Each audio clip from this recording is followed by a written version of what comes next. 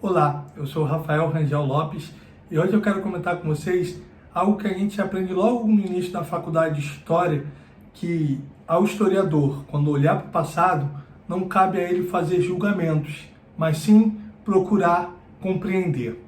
E eu entendo que se a gente aplicar esse princípio na nossa vida, no nosso dia a dia, que essa é a graça de estudar história, esse é o prazer que eu tenho na história, porque ela é viva e ela está presente no nosso dia a dia, e há princípios que nós aprendemos que nós podemos aplicá-los também no nosso dia a dia, que é o olhar para o próximo com um olhar de compreensão e não de julgamento, de procurar entender que cada homem ele faz parte do meio em que vive, que cada um tem conceitos, valores, educação, criação e experiências diferentes.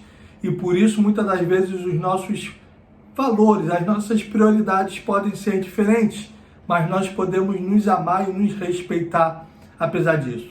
Há um ditado que ele tem o seu valor, ele é interessante, mas que muitas das vezes ele também é meio distorcido, que diz que o mesmo sol que endurece o barro derrete a manteiga.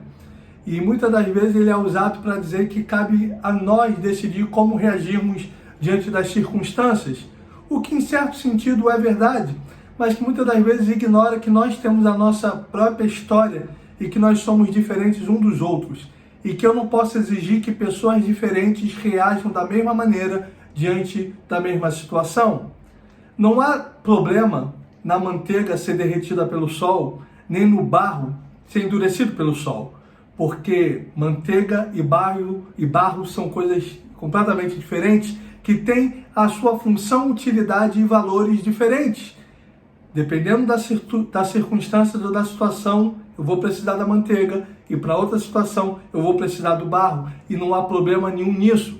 Não há problema na manteiga ser derretida pelo sol, assim como também não há problema no barro ser endurecido pelo sol. Nós somos pessoas diferentes, com valores, educação, criação diferentes. E é normal que venhamos a reagir de forma diferente diante de certas situações.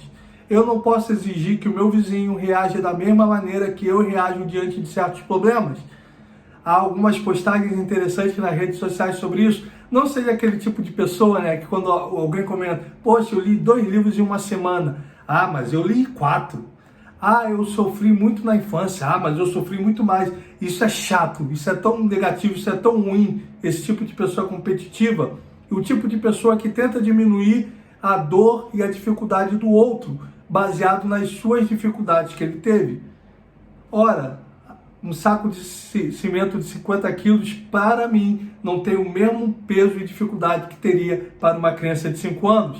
Eu não posso exigir que uma criança de 5 anos carregue um saco de cimento de 50 quilos, como eu posso exigir de um adulto.